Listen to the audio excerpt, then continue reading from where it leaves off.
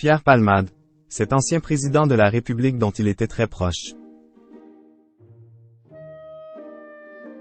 Pierre Palmade attend actuellement d'être soigné, après son AVC du 25 février, pour être placé en détention provisoire. L'humoriste qui a provoqué un accident le 10 février dernier, était un proche confident d'un ancien président de la République.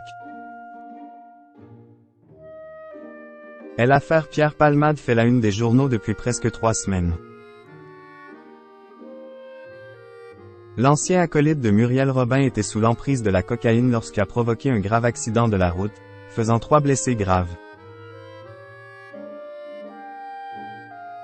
Parmi ces derniers figure un père de famille, qui souffre de multiples fractures, son fils, qui a été opéré à de nombreuses reprises. Et Mila, la belle-sœur du conducteur, qui était enceinte au moment des faits, et qui a perdu son bébé depuis. Depuis le 27 février, l'humoriste de 54 ans est fixé sur son sort.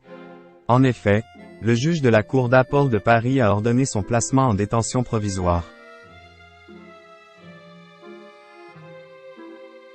Comme l'a rapporté RTL, c'est à la prison de Fresnes, dans le Val-de-Marne, que Pierre Palmade sera détenu.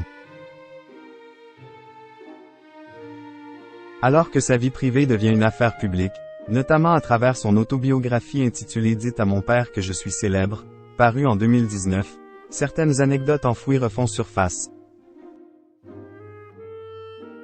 Je l'appelle beaucoup lors de mes matinées fatiguées. Dans son autobiographie, le comédien rapporte des anecdotes liées à sa prise de cocaïne. Il explique que la drogue le faisait oser toutes sortes de choses, comme appeler un ancien président de la République à n'importe quelle heure du jour et de la nuit. Nicolas Sarkozy, très patient, l'ancien maire de Neuilly-sur-Seine, a longtemps été le confident de l'humoriste. Je l'appelle beaucoup lors de mes matinées fatiguées. Sous coke on peut donner l'illusion d'être à jeun au téléphone, et du coup j'évoque avec lui des idées qui me tiennent à cœur, écrit-il. L'ex-femme de Sarkozy, Cécile Sarkozy, a même eu l'idée d'appeler Pierre Palmade pour aider son mari lors de ses apparitions en public.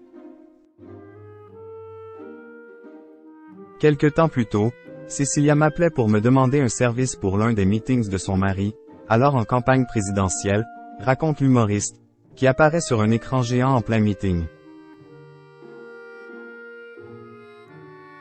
Alors que sa participation provoque des critiques, Pierre Palmade écrit à son ami qu'il ne peut plus se permettre de le soutenir officiellement. Pierre aime bien Nicolas, mais Palmade ne peut pas aimer Sarkozy, lui écrit-il. Voici la fin de cette amitié improbable.